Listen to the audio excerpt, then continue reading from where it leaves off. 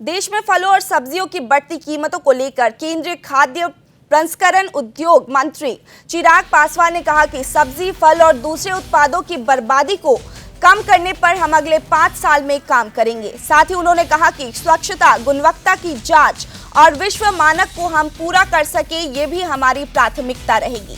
चिराग पासवान ने नालंदा विश्वविद्यालय के नए परिसर के उद्घाटन पर कहा कि प्रधानमंत्री मोदी की इस सोच की जितनी तारीफ की जाए उतनी कम है।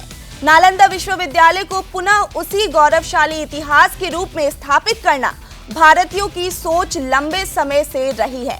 आज उनकी सोच को प्रधानमंत्री धरातल पर उतारने जा रहे हैं। मैं उनको बधाई देता हूं।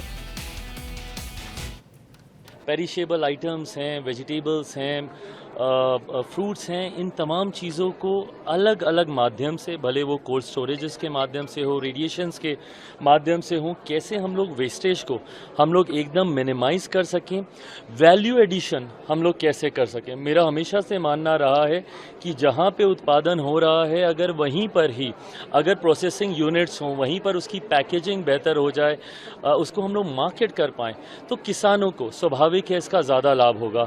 अगले 5 सालों में इसी दिशा में हम लोग का मंत्रालय कार्य करेगा।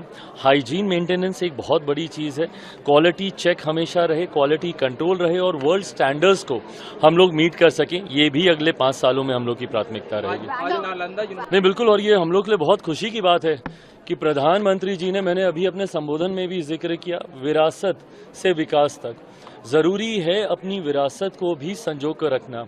एक ऐसा दौर था जब नालंदा यूनिवर्सिटी पे पूरे दुनिया को गर्व होता था, सिर्फ देश से ही नहीं विदेश से भी लोग नालंदा यूनिवर्सिटी पढ़ने आते थे। पर आज जिस जर्जर हालत में ये यूनिवर्सिटी है, ये हम सब के लिए एक चिंता का विषय रहा है। एक ऐसी धरोहर जिसको संजो कर रखना ज़रूरी है। ऐसे में मुझे लगता है कि प्रधानमंत्री जी की इस सोच का जितनी तारीफ की जाए उतनी कम है।